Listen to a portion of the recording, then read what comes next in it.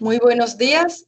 En nombre de la Universidad Juárez Autónoma de Tabasco, le damos la bienvenida al doctor José Javier Huijara Vasconcelos, quien desde el año 2015 es profesor investigador en la División Académica de Ciencias Agropecuarias de la Universidad Juárez Autónoma de Tabasco, donde también es responsable del programa educativo de Ingeniería en Agronomía.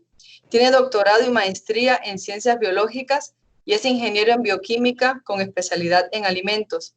Ha coordinado seminarios de investigación y participado como instructor en cursos sobre biología molecular, 2 de ellos internacionales. Ha sido conferencista magistral en diferentes foros, tiene participaciones en congresos nacionales e internacionales y 2 artículos publicados en revistas internacionales. También ha participado como colaborador en 2 proyectos de investigación y como organizador en eventos académicos.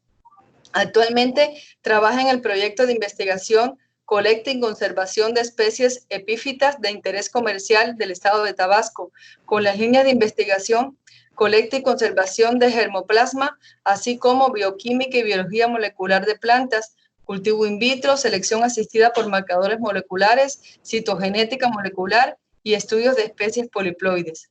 Sin más preámbulos, le cedemos la palabra al doctor José Javier Huijara Vasconcelos, a quien le agradecemos su intervención con la conferencia La poliploidia para mejorar la productividad de los cultivos. Adelante, doctor. Bienvenido. Muchas gracias, Aisela. Buenos días a todos. Bienvenidos a esta pláticas virtuales que es un esfuerzo de la universidad. Permitirnos llegar también en estos tiempos difíciles de esta pandemia por el COVID-19. Pues vamos a dar inicio con la plática del día de hoy, que tiene que ver con la poliploidía como una estrategia para mejorar la productividad de los cultivos. Esta misma está dividida en 2 partes. Primeramente, lo que correspondió al trabajo realizado en la tesis doctoral, y la segunda parte, pues, un poquito sobre lo que nosotros queremos aquí en la División Académica de Ciencias Agropecuarias, de trabajar sobre todo con los cultivos importantes económicamente hablando para el Estado, llámese plátano, cítricos, entre otros. Bueno, entonces vamos a dar inicio.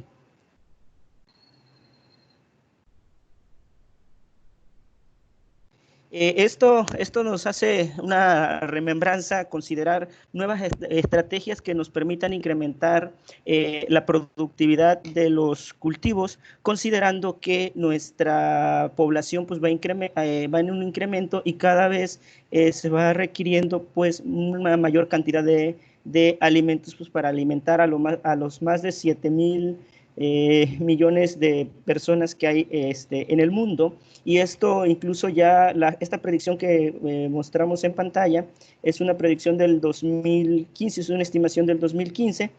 Sin embargo, si se dan cuenta, ya nos estamos acercando a las predicciones que teníamos para el 2030. Entonces, las nuevas predicciones implican que rápidamente estamos alcanzando esas predicciones. Entonces, estas nuevas estrategias, dentro de estas nuevas estrategias, pues nosotros consideramos que la poliploidía puede jugar un papel importante en incrementar la productividad de los cultivos. ¿Pero qué es la poliploidía? La poliploidía no es algo nuevo, de hecho ocurre naturalmente, y se refiere a la duplicación del genoma completo. En este sentido es diferente a las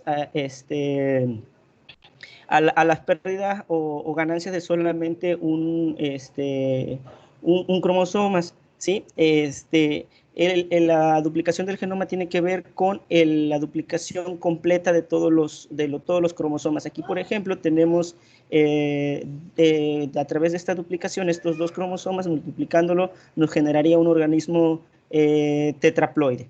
¿Sale? Esto, como les mencionaba, no es, no es muy común en diferentes organismos. Por ejemplo, lo tenemos a Balantidium coli, que es un organismo tetraploide, que es un protozoario.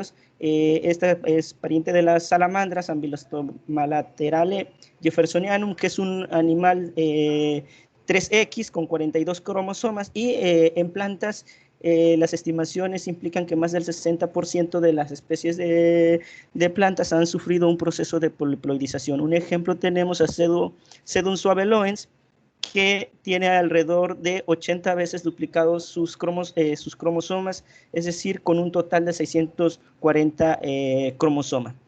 Pero ¿cómo se originan los organismos poliploides? Estos organismos poliploides pueden ser originados por dos vías. Por un lado tenemos los autopoliploides y por otro lado tenemos a los alopoliploides. Los autopoliploides tienen que ver cuando solamente participa una especie en la duplicación del genoma, es decir, la especie A se duplica su genoma generando diferentes niveles de ploidía. Por ejemplo, ahora en este nuevo individuo son 4 veces duplicado su genoma. Mientras que los alopoliploides, en este caso, hay una hibridación entre especies, es decir, participan dos especies en el proceso de poliploidización. Tenemos a la especie diploide A y la especie diploide B. Esto puede ocurrir una hibridación generando un híbrido, el híbrido A-B, y posteriormente este híbrido puede duplicar su genoma y generar el organismo alopoliploide o la especie alopoliploide. De otra manera pueden ocurrir que puede ocurrir primero la duplicación del genoma, la especie A puede duplicarse y posteriormente de esa duplicación pueden haber una hibridación generando a los organismos alopoliploides. Como ustedes pueden ver, hay varias rutas de generación de poliploides. Esto permite, pues, una serie de cambios. Entonces, yo lo asemejo estos cambios. Imaginemos que tenemos recuerden que el DNA pues, se encuentra en el núcleo.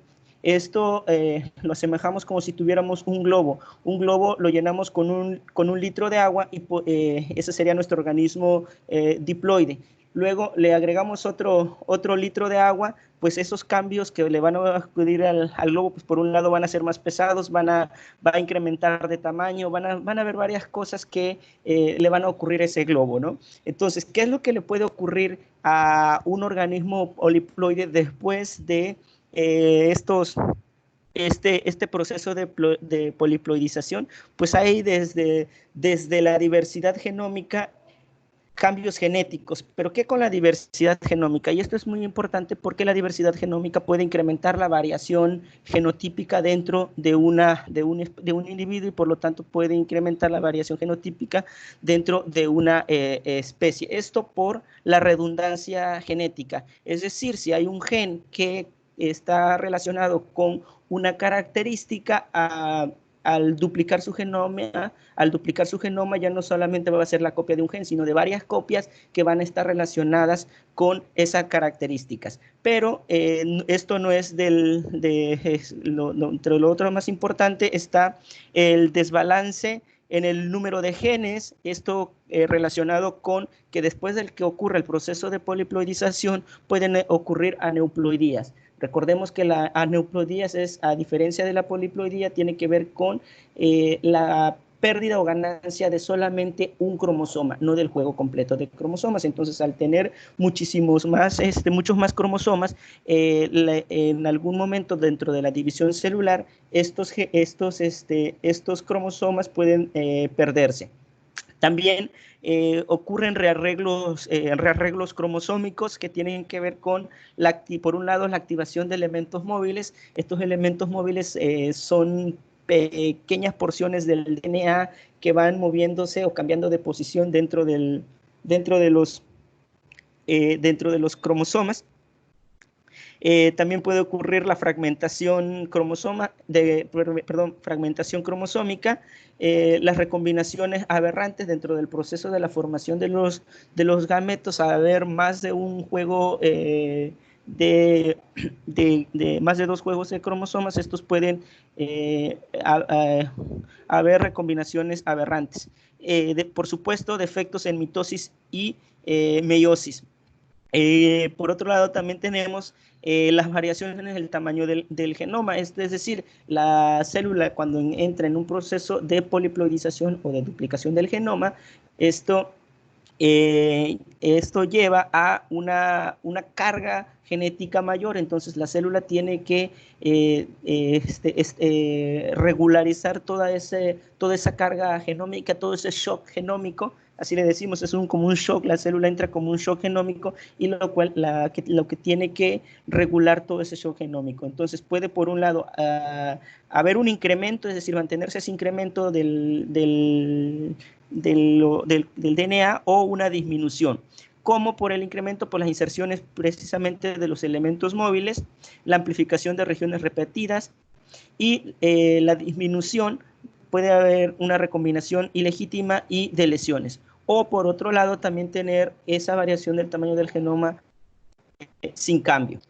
También dentro de otras consecuencias de la poliploidía tiene que ver con los cambios epigenéticos. ¿Cuáles son estos cambios epigenéticos? Al haber nuevamente una mayor cantidad de DNA, los procesos de metilación del DNA tienen que ser precisos o reestructurar básicamente todos los procesos de metilación del DNA, así como también el empaquetamiento del DNA para que pueda caber en el núcleo, y esto a su vez tiene que cambiar para ver cuáles son las copias de esos genes que se van a mantener activos y cuáles son esas copias de genes que se van a quedar inactivos. Recuerden que como vamos a tener una mayor redundancia genética, es necesario, la célula tiene que elegir solamente alguna de las copias para que sean activos.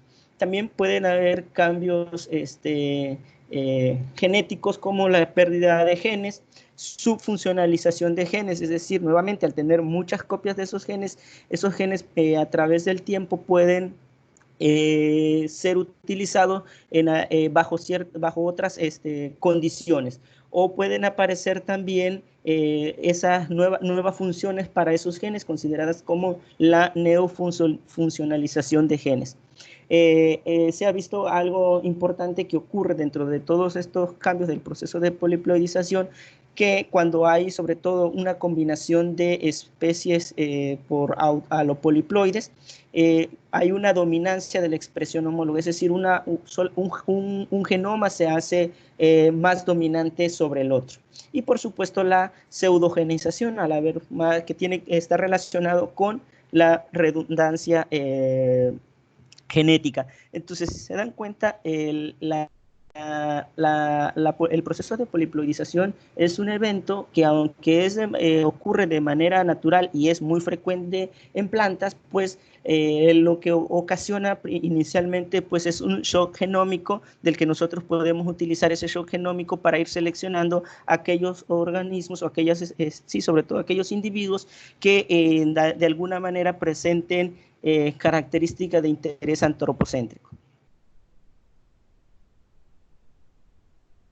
Dentro de algunos ejemplos de la cuestión morfológica de las consecuencias de la poliploidía, tenemos algunos ejemplos. En este caso tenemos a Vitis vinifera, pues,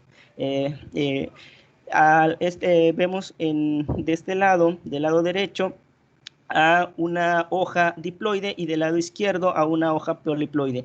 Estos son poliploides inducidos experimentalmente. Por supuesto se ve que hay un incremento en el área foliar. Esto por supuesto puede estar relacionado con una mayor actividad fotosintética y por supuesto una mayor eficiencia para la producción de los carbohidratos utilizados pues en la fermentación de los vinos. Del otro lado, en la parte inferior, tenemos también a las rosas. En este caso, el del lado izquierdo es el organismo, el individuo diploide, y del lado derecho es el poliploide. Como podemos observar, cuando se indujo este poliploide, hubo un incremento en el número de pétalos de esta especie. Otro ejemplo bastante interesante es en Catharanthus roseus, donde nuevamente Catranthus roseus se utiliza para la obtención de metabolitos secundarios como la vincristina y la vinblastina, que son utilizados para el cáncer. Y como podemos observar, también hay un incremento en el tamaño de la flor. Del lado izquierdo tenemos un diploide y del lado derecho tenemos al poliploide. También lo que se ven afectado, y esto es casi general, es el incremento en el tamaño de los estomas. Del lado izquierdo tenemos a la especie diploide, del lado derecho tenemos a la especies inducidas poliploides, ¿vale? Entonces, como pueden observar, pues esto es muy común. De hecho, en el caso de la familia de las angiospermas, se ha estimado que entre el 60 y el 70% de todas las especies han experimentado un proceso de poliploidización. La tabla de abajo es otro trabajo donde analizan diferentes taxas. Por ejemplo, en el caso de la familia Orchidaceae se analizaron 21 y de esos 21 el 95% tienen frecuencias poliploides. Esta estimación ronda el 36% de las especies analizadas. Entonces, como les mencionaba, la poliploidía juega un papel importante y de hecho incluso es considerada como un proceso de especiación y generación de nuevas especies en la evolución de las plantas. Nosotros, económicamente hablando, la mayoría de las especies que nosotros conocemos, que son de interés comercial, algunas inducidas naturalmente y algunas otras inducidas de manera artificial o seleccionada de manera artificial, pues es Triticum aestivum, que es el trigo, ahora nuevamente conocido como los triticales, ¿no? Es un organismo hexaploide. Plátano, que es el caso que nosotros tenemos aquí en el estado, es un híbrido triploide. Maíz, aunque hay algunas controversias por ahí, pero también se ha considerado que el incremento en el tamaño del grano, en el tamaño de la mazorca comparado con su parental, pudo haberse originado a través de un proceso de poliploidización y generando un organismo tetraploide. Brassicanapus, que es de donde se extrae el aceite de canola, es una especie tetraploide. Solanum tuberosum, la papa, también es una especie tetraploide. Gopsipium hircitum, también, que es el algodón, pues también es un tetraploide. Café, también es un tetraploide. Y por supuesto, en el caso de agaves, que es particularmente de lo que vamos a hablar en la primera parte de esta presentación sobre el tema, el trabajo doctoral, que es en el género agave, pues tenemos diferentes niveles de ploidía que van desde diploides hasta octoploides, ¿no? Entonces, en este caso, agave frucroides, que es el enequén, que es una especie pentaploide con 180 cromosomas. Entonces, si bien pues el trabajo de tesis de doctorado fue estudio del proceso de poliploidización in vitro en agave, pues esto es en el Centro de Investigación Científica de Yucatán y también bajo la asesoría del doctor Felipe Sánchez. Bueno, vamos a hablar un poquito de lo que es agave, pues además de lo que comúnmente conocemos como los mezcales, ¿sí? Toda la cuestión mezcal, aunque el tequila es un mezcal, y los diferentes mezcales de agave angustifolia. El de agave tequilana Weber, variedad azul, pues es la denominación de origen del estado de Jalisco y algunos otros estados, pero también tenemos especies que son de uso ornamental y por supuesto para la producción de fibra. Recordemos que están en el orden de las Asparagaceae, de las Asparagaceae, en la familia Asparagaceae, y el género es el género agave. ¿Por qué estudiar el género agave? Dentro del género agave tiene varias características interesantes por estudiar. Es un género joven alrededor de 7.8 a 10 millones de años. Por supuesto, esto si lo comparamos con el origen aproximado de las angiospermas, que tiene alrededor de 132 millones de años. Algo interesante que la reproducción es predominantemente asexual, su reproducción es predominantemente asexual. Esto haría pensar que al tener una reproducción predominantemente asexual, pues la diversidad genética de estas especies podría ser limitada, pero bueno, diferentes niveles de ploidía, como les mencionaba anteriormente, desde diploides hasta octoploides. Tiene un cariotipo bimodal con 5 cromosomas grandes y 25 cromosomas pequeños. El valor del contenido de DNA se mantiene constante, el valor, es decir, el valor 1C, es decir, lo que pesa un juego cromosómico, se conserva independientemente del nivel de ploidía. Por otro lado, también se desconoce cómo se han originado estas especies poliploides, es decir, si se originaron a través de un proceso de alopoliploidización o de un proceso de autopoliploidización, no se conoce todavía.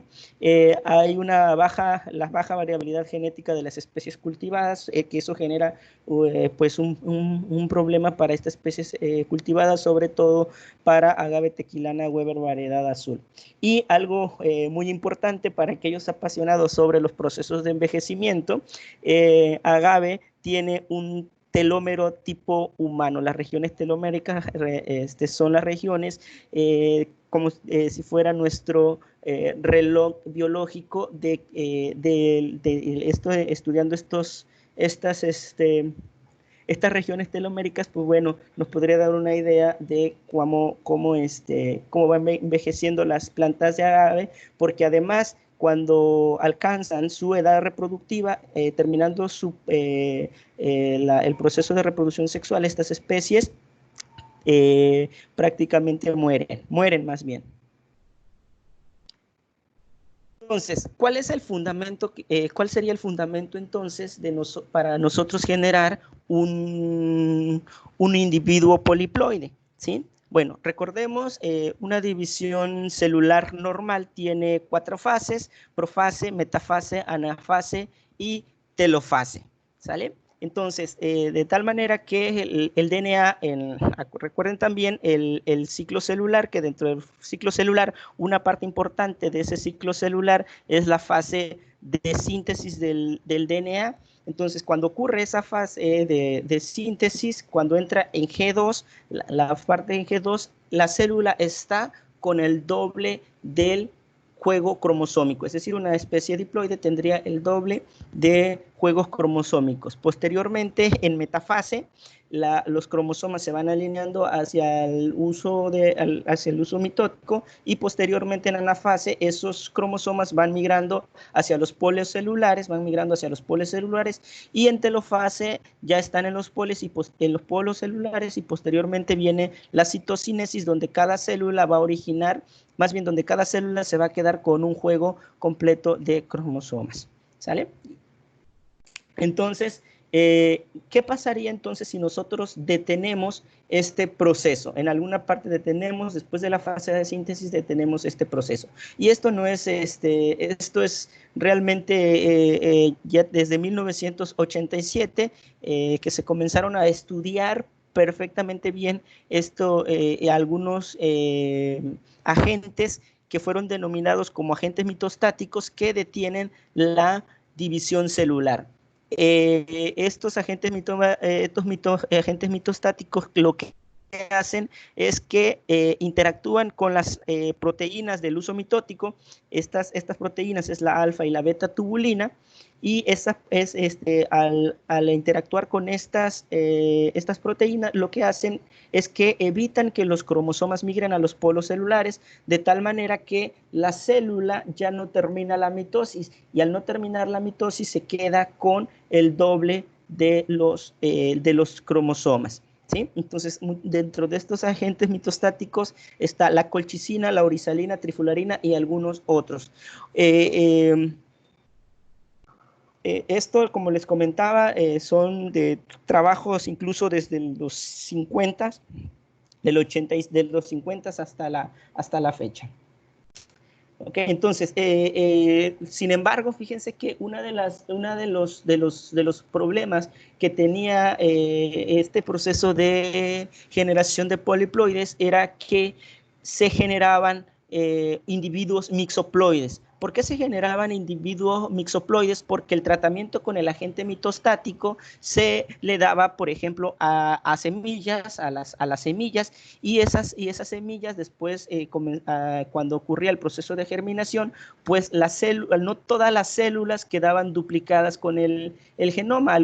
Incluso algunas tenían poliploidías más elevadas. Entonces no era un proceso homogéneo. Podríamos tener diferentes, por ejemplo, diploides, tetraploides, hexaploides dentro del mismo tejido, y eso pues ocasionaba una serie de problemas para el individuo. Incluso dentro de esos estudios se mencionaba que estos individuos mixoploides, denominados mixoploides porque tienen células o tejidos con diferentes niveles de ploidía, lo que ocurría es que a través de que se dejaban desarrollar a los individuos, estos tendían a diploizarse, es decir, esas células diploides le ganaban terreno a las células poliploides dentro del mismo tejido, de tal manera que eran desplazadas y el individuo volvía a diploidizarse. Hoy, con nuevas herramientas del cultivo in vitro, ¿sí? Entonces el cultivo in vitro puede ser utilizado como una estrategia dentro de un programa de inducción de poliploides. ¿Pero por qué? Recuerden, en 1902, Haberland determinó el concepto de totipotencialidad, donde él explicaba que cualquier célula vegetal, es decir, una célula vegetal, cualquier tejido, todo esto por supuesto es un concepto y es una teoría, podría ser reconstruida, o a partir de ella podría regenerar un organismo completo. Es decir, una célula originar a un organismo completo. Entonces, pensando, si esta célula le duplicamos su genoma y después de eso la metemos a cultivo in vitro, el resultado final sería un individuo totalmente poliploide, a diferencia que cuando lo hacían dándole el tratamiento cuando ya el embrión ya estaba formado, o el tejido ya estaba formado. Entonces, el cultivo in vitro tiene dos fases: la vía organogénica y la embriogénica. Estas dos pueden ser por dos vías: la vía directa, es decir, directamente del explante originar brotes completos, o a partir de un callo desorganizado primero generar un callo desorganizado y posteriormente originar los brotes, posteriormente hasta plántulas. También por la vía embriogénica es las dos vías, la vía directa y la vía indirecta. Directamente generar embriones directamente del explante, o pasar por un tejido desorganizado o meristemático denominado callo para generar los embriones. Entonces, teniendo estas dos formas o estas dos estrategias, pues podríamos inducir poliploides. ¿Qué se sabe? ¿Qué se ha visto? ¿Qué hay en la literatura con respecto a la inducción de poliploides? Bueno, básicamente se basan en tres consideraciones importantes: la exposición del explante con el agente mitostático, es decir, y el tiempo de exposición, y la concentración, por supuesto, del mitostático. Entonces, el medio puede ser medio semisólido, puede ser el medio líquidos, o previamente, antes de meterlo al cultivo in vitro, establecer un tratamiento con una solución del agente mitostático. Dentro de los tiempos de exposición va horas, días y semanas. Por supuesto, esto va a depender por un lado de la especie y por otro lado también de las condiciones de cultivo in vitro. Dentro de los agentes mitostáticos más utilizados, pues está la orizalina y la colchicina. El primero que se comenzó a utilizar fue la colchicina. Incluso Incluso recientemente los estudios demuestran que la orizalina tiene una mayor afinidad por las células, por las proteínas alfa y beta tubulina. Entonces, recientemente la orizalina ha tenido mayor relevancia que en el caso de la colchicina, y el rango de concentraciones que se han utilizado es de 5, en el caso de orizalina de 5 a 144 micromolar, 150 micromolar, de colchicina de 0.5 a 12.5 milimolar. Esto, fíjense bien, consideremos que son el orden de magnitud de miles. Utiliza micros en concentración de micromolar y concentraciones milimolares. Por lo tanto, lo mejor sería utilizar orizalina. Otra de las situaciones que tenemos que considerar para el proceso de la inducción de poliploides es la determinación de la duplicación del genoma. Los dos métodos más importantes para la detección de la duplicación de estos genomas, pues son por estudios citogenéticos. El primero es por estudio citogenético, realizando el conteo cromosómico. Sin embargo, realizar los estudios citogenéticos y el conteo cromosómico, pues requiere tiempo.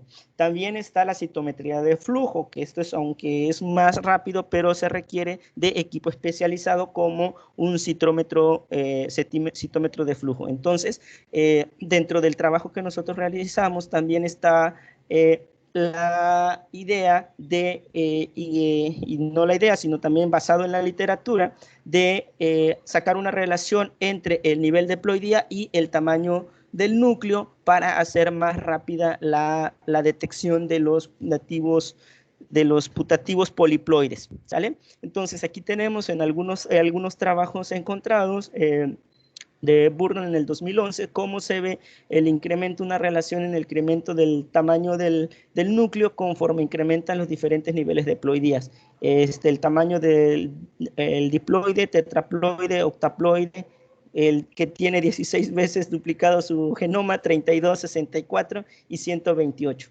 Entonces podemos ver cómo hay una relación del 0.84 entre el tamaño del núcleo con respecto al nivel de ploidía. También otra parte importante es la hibridación in situ fluorescente, determinar aquellas regiones de algún cromosoma o de algún genoma y determinar si lo podemos encontrar 2 o 3 veces dependiendo el nivel de ploidía.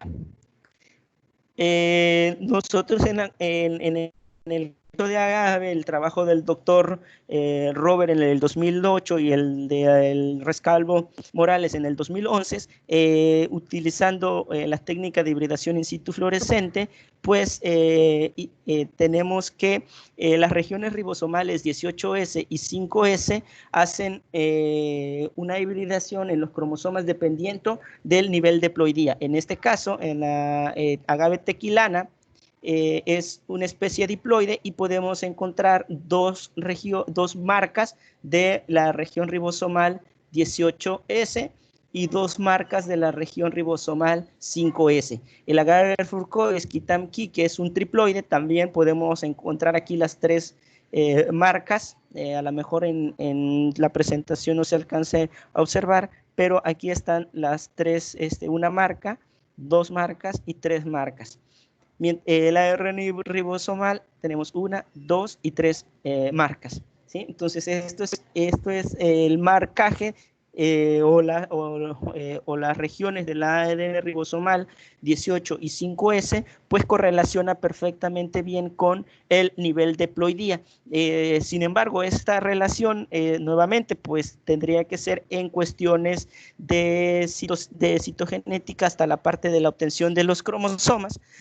Sin embargo, nosotros necesitamos un método que sea mucho más rápido, que prácticamente lo podamos diferenciar directamente desde los núcleos. Y efectivamente aquí podemos ver una marca más intensa de la región ribosomal 18S y de este lado tenemos otra marca. Entonces, de esta manera nosotros podemos tener 2 métodos de determinación del nivel de ploidía para la preselección de aquellos organismos poliploides, ¿sí? Uno es por el tamaño considerando el tamaño del núcleo, y la otra es por hibridación in situ fluorescente.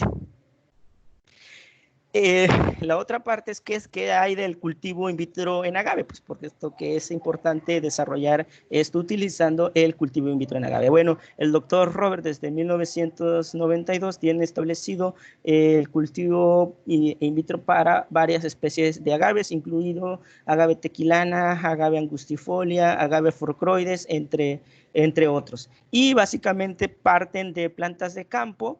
Después se meten a un medio de cultivo con diferentes reguladores de crecimiento, a la inducción de brotes, posteriormente la multiplicación y posteriormente al crecimiento y el enraizamiento y el establecimiento también en vivero. Entonces aquí nosotros tendríamos varias estrategias. Podríamos partir de dar el tratamiento con el agente mitostático en la inducción o en la multiplicación. En nuestro caso, utilizamos la parte de multiplicación utilizando el tratamiento en la etapa de multiplicación de brotes.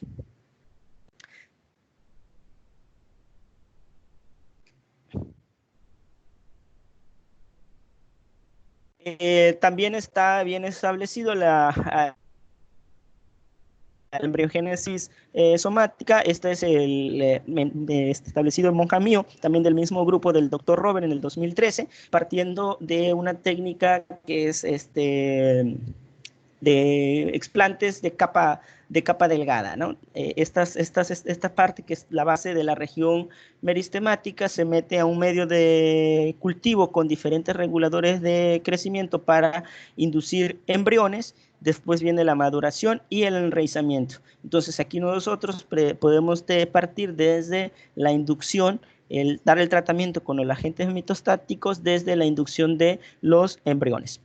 Entonces tenemos una estrategia pues para establecer la inducción de poliploides en agave, que por supuesto también puede ser establecida para cualquier otro cultivo. Entonces, primero, en el caso de agave, tenemos dos especies, que son dos especies diploide, agave angustifolia y agave tequilana, y el cultivo in vitro donde se va a dar el tratamiento sería dentro de la etapa de multiplicación. Por otro lado, tendríamos la forma del tratamiento que con el agente mitostático, evaluando diferentes concentraciones de orisalina. En este caso, nosotros evaluamos 2.55 y 7.5 micromolar de orisalina utilizando como diluyente el metil sulfóxido. ¿Por qué? Algo que tienen estos agentes mitostáticos es su baja solubilidad en agua. Entonces, para incrementar su solubilidad en agua, es necesario utilizar un solvente. En este caso usamos dimetil sulfóxido. Entonces, el control para el caso de orisalina sería dimetil sulfóxido. Para el caso de colchicina utilizamos de 0.1 milimolar, 0.5 milimolar y 1.5 milimolar. Después a estos brotes que se generen dentro del proceso de multiplicación que se encuentran en presencia del agente mitostático, podemos determinar el nivel de diploidía por dos vías, considerando el tamaño del núcleo y considerando la hibridación, considerando la hibridación in situ fluorescente. Recordemos que primeramente, para determinar si el tamaño del núcleo es acertado, pues primero es establecer una correlación del tamaño del núcleo, en este caso del diámetro del núcleo, con el nivel de diploidía. En este caso, en agave, como hay diferentes niveles de diploidía, pues esto se puede establecer. Tenemos especies diploides, tenemos especies triploides y tenemos especies pentaploides. Entonces, lo primero que se realizó pues es determinar si existe esa correlación entre el nivel de diploidía con el diámetro del núcleo. la correlación del tamaño del núcleo se hizo pues, primero con la extracción del núcleo, la medición del diámetro de los núcleos de estas dos especies diploides, Agave angustifolia, Agave tequilana diploides, Agave furcroides, variedad Kitamki, que es un triploide, y tenemos dos especies pentaploides, que es Agave furcroides, variedad Yashki, y Agave furcroides, variedad Saki. Estos son pentaploides. ¿Qué observamos? Observen el tamaño del núcleo, el A y D son especies diploides, B es uno de los brotes, es el triploide, ¿sí? Y el E es uno de los núcleos de algunos brotes que fueron inducidos en orizalina. Y aquí tenemos el brote, tenemos los núcleos poliploides. Entonces, estos son pentaploides, este es triploide, este es diploide y este es un posible núcleo de un brote poliploide inducido. Esta es la correlación que tenemos, una correlación positiva, incluso bastante considerable, de 0.91, donde tenemos las especies diploides, las especies triploides, las especies pentaploides, y los que estén con el signo de más son un brote generado en 5 micromolar de orizalina. Sin embargo, como nosotros podemos observar, pues no hay diferencias entre un diploide, entre un triploide y así sucesivamente. Pues esto al principio pues consideramos que se podría ver mermada pues esta correlación. Sin embargo, recordemos que la división celular, no todas las células están sincronizadas, por lo tanto, nosotros en un diploide recuerden que podemos tener lo que es intermedio entre un diploide y hasta un tetraploide. ¿Por qué? Porque recuerden que el ciclo celular empieza con G1, luego la fase de síntesis del DNA. Cuando termina la fase de síntesis, aquellos núcleos que todavía no se han dividido, aquellos núcleos que no se han dividido, pues van a estar tetraploides. Y así sucesivamente para los demás niveles de ploidía. Entonces esto nosotros lo descompusimos y estos datos y los ordenamos por rangos de núcleo para ver si podríamos encontrar esa proporción de núcleos en los diferentes diámetros, ¿no? Entonces, ¿qué podemos observar? Vean, las especies diploides, Agave tequilana y Agave angustifolia, que están en rangos de los diámetros del núcleo de 8 a 10 y de 11 a 13 micras. Vean, aquí tenemos de 8 a 10, estos son los núcleos de Agave angustifolia, estos son los de Agave tequilana, y la proporción de estos en los tamaños más grandes, si se dan cuenta, se ve disminuida. Ahora veamos el ejemplo de los triploides. El ejemplo triploide, si se dan cuenta, hay poquitos núcleos en este tamaño y la mayor proporción se encuentra entre 14 y 16 micras.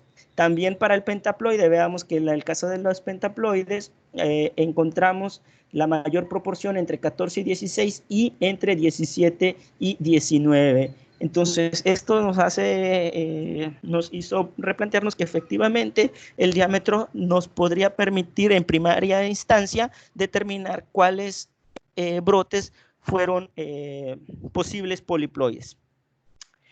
En el caso de la hibridación in situ, muy rápidamente, ¿en qué consiste? Esto consiste en tener una preparación donde vamos a tener nuestras células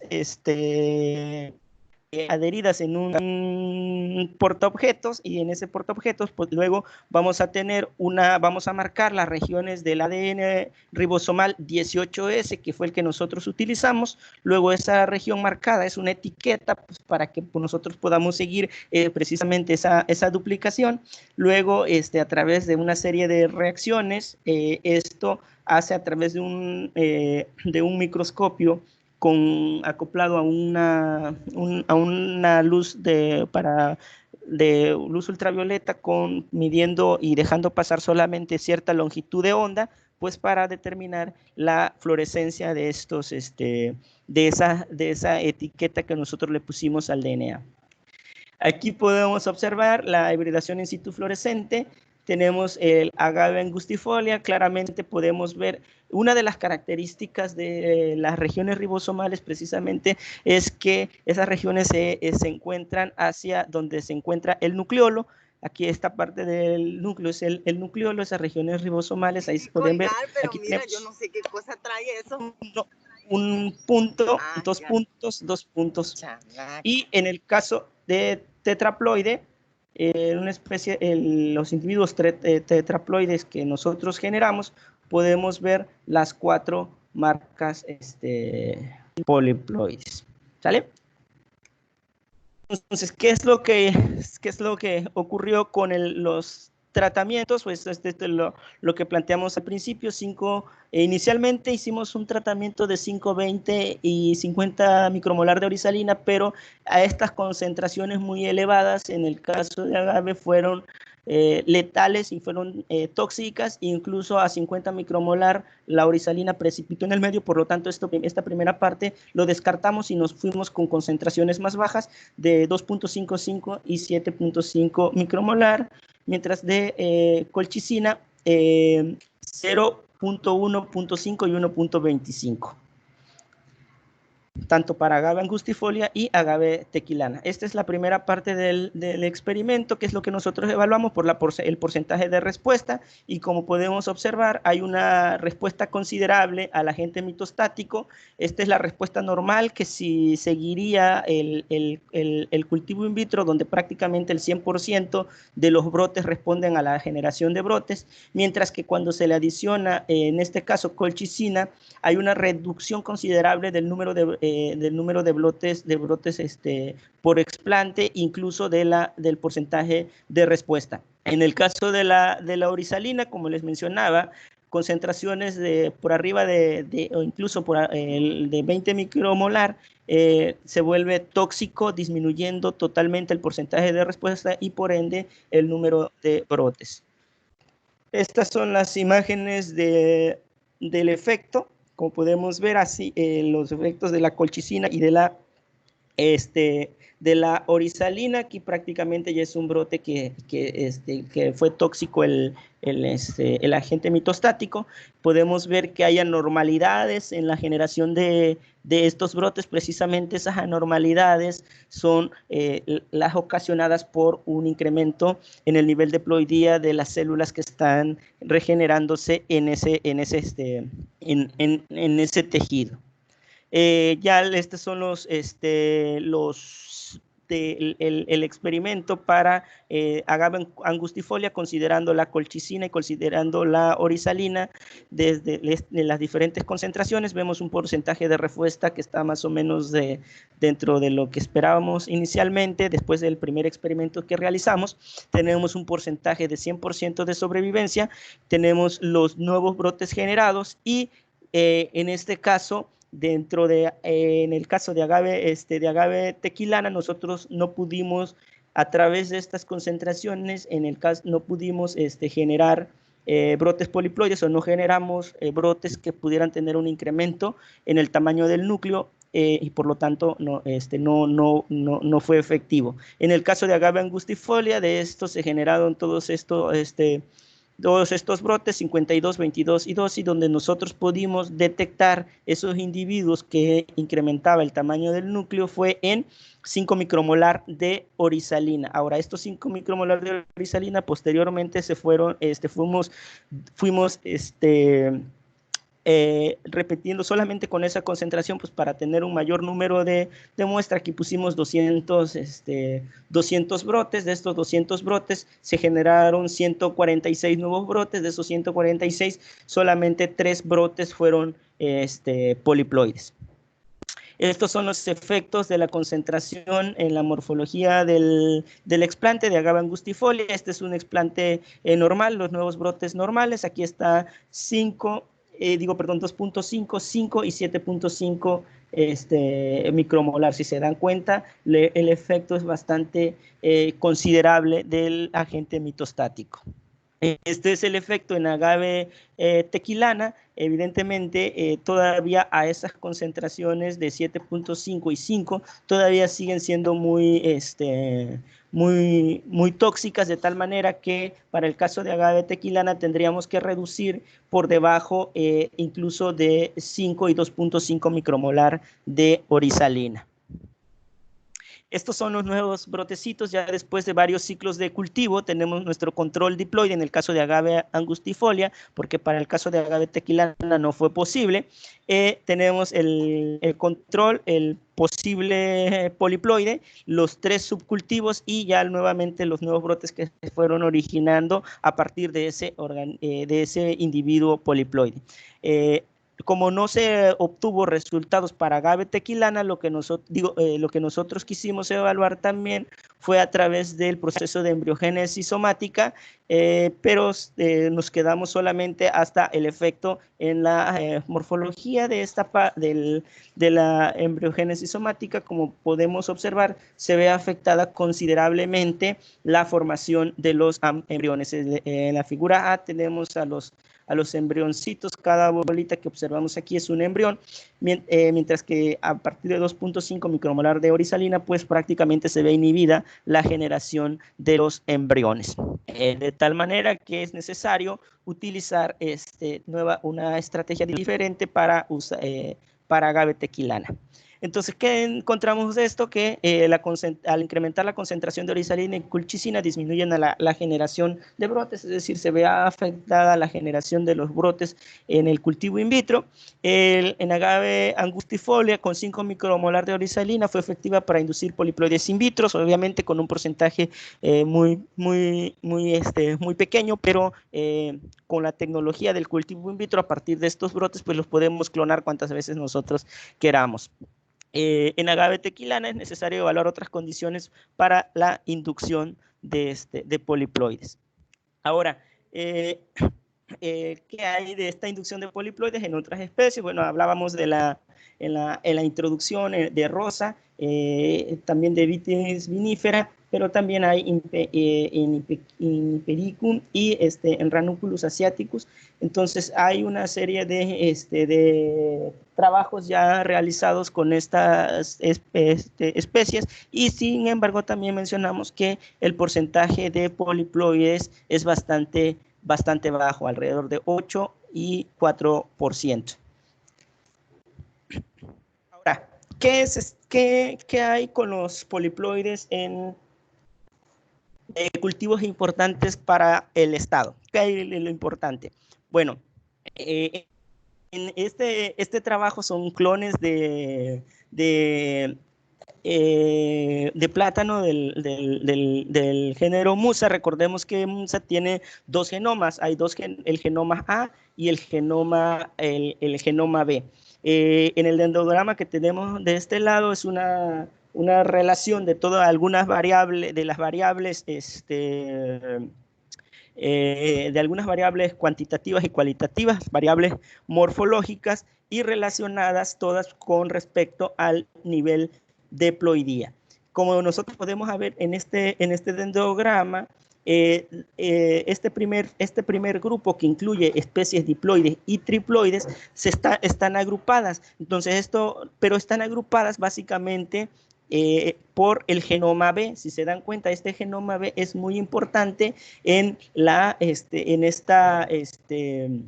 como una dominancia de este genoma sobre las características fenotípicas que se evaluaron. Pero si observamos nosotros los autopoliploides, que son los siguientes grupos, tenemos el diploide AA, el triploide AAA y el tetraploide AAA. Básicamente hay una diferencia entre estos, dentro de esas características morfológicas dentro de los niveles de ploidía. Y en el cuadrito que nosotros observamos, vemos las diferencias entre los diploides, entre los triploides y entre los tetraploides. Por supuesto que hay diferencias y hay un incremento, por ejemplo, en el peso de la planta de un diploide, que es 200 ellos hasta un tetraploide que es 334. Bueno, perdón, no peso, es longitud de la planta, ¿sí? Entonces hay una diferencia considerable entre la longitud de la planta, el diámetro del tallo básicamente. Hay un incremento desde el 51 hasta el 71. Entonces, como podemos observar, haciendo este análisis dentro del género Musa, pues podría mejorar algunos parámetros agronómicos el inducir poliploides en estas especies del género. También otro cultivo importante pues es el de el cacao,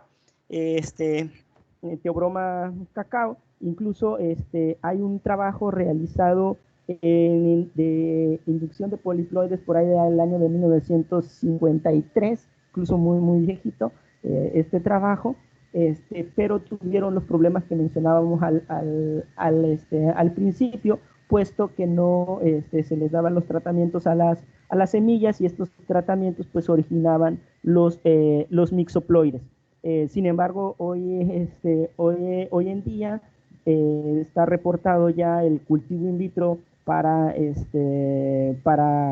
cacao. Incluso son investigadores de aquí del estado de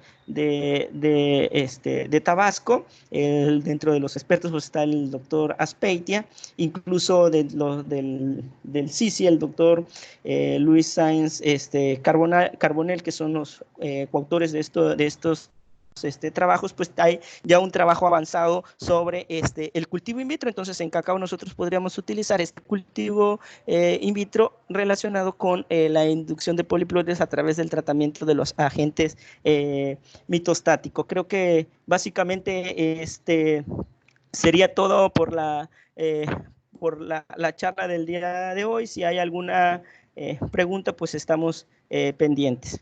Muchas gracias. Gracias. Por favor, si hay alguna pregunta, la pueden hacer en el chat o pueden activar su audio. También aprovechar para informarles o avisarles que en el chat está colocado el link para registrar asistencia, por favor, el día de hoy. Si tienen preguntas, repito, adelante, estamos a sus órdenes.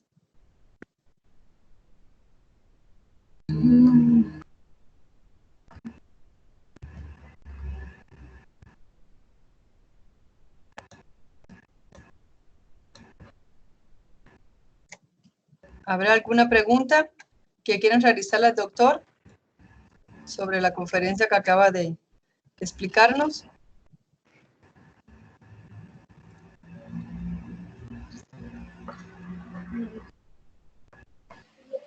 Alguien está queriendo hablar, pero no se escucha.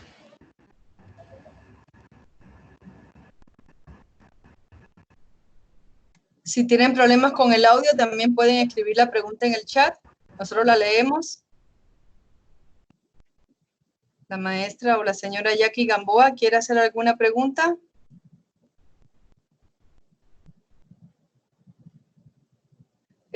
No se escucha. Puede escribirlo en el chat de la reunión o activar su audio porque no la escuchamos.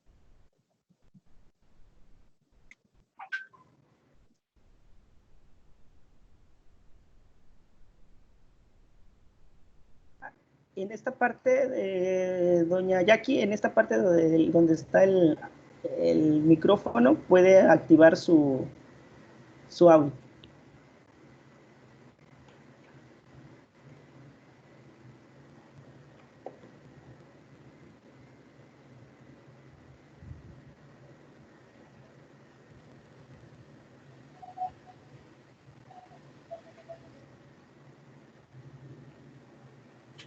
Sí, parece que está teniendo problemas en activar su audio. ¿Algo que quiere comentar? También en el chat lo puede escribir, señora, por favor.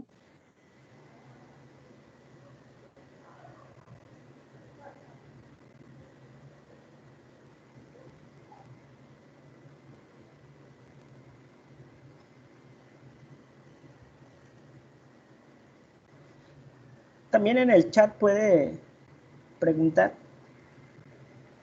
Sí, porque no se escucha su audio. Sí, no, y vemos que está queriendo hablar, pero no se escucha el audio.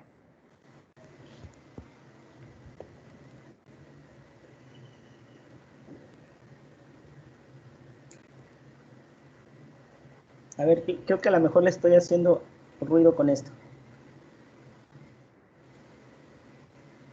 Voy a dejar de compartir el escritorio.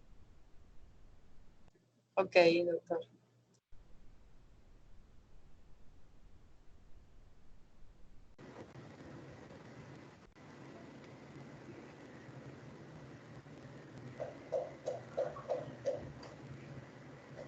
¿Alguien más que quiera hacer alguna pregunta?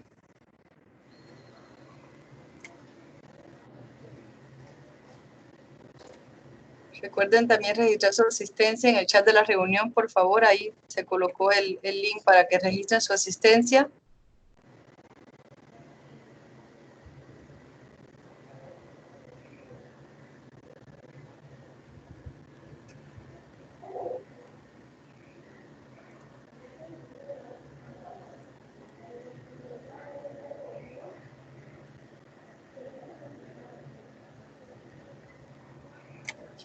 Ya pregunta la señora Jackie Gamboa si este trabajo ya se desarrolla en campo, doctor. En el caso particular de Agave, como es un trabajo para la industria, pues básicamente nosotros no tenemos mucho acceso a esa información porque pues son cuestiones de secrecías. Incluso nada más lo que yo planteé nada más fueron las concentraciones de los mitostáticos, sin evaluar algunas otras cosas. Sin embargo, pues de los ejemplos que nosotros tenemos, el más común pues es el de trigo. El trigo se hizo prácticamente a través de un proceso de poliploidización, y el que nosotros consumimos en el pan es un hexaploide, ¿sí? Y pero incluso también los genotipos de musa, esos genotipos de musa son originados de manera natural, que se originaron de manera natural, y por supuesto a partir de ellos nosotros son los que estamos consumiendo. Ahora, nosotros los podemos utilizar ya esta información para generar nuevas, pues pues podrían llamarse incluso hasta variedades a través de esta nueva tecnología. Gracias, doctor. De igual forma, la maestra Nancy Brito le felicita por hacer la plática amena y nada complicada de entender a pesar de no ser su área. ¿Alguien más que quiera hacer alguna otra pregunta o comentario? Muchas gracias, doctora.